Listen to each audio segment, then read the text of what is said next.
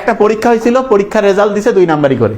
এখন আমরা বলে দিয়েছি যে, এবং যে সেকেন্ড হচ্ছে সেও বলতেছে রেজাল্ট 2 নাম্বারই হয়েছে।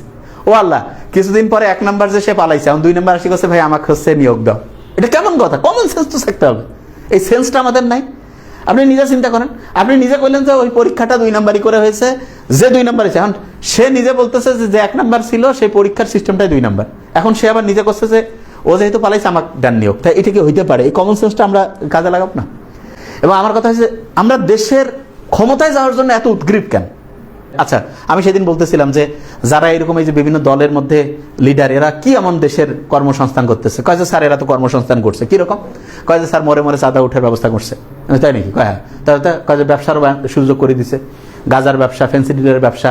তারপরে হচ্ছে যে কোথাও একটা মারামারি লাগলো, যে মীমাংসা করে যে দুর্বল তার কাছ থেকে টাকা নিচ্ছে, যে সবল তার আবার কিছু টাকা কম দিয়েছে, এরকম করে ওলট পালট করে চলতেছে। এটা কি তাহলে গাজার ব্যবসাও কি ব্যবসা?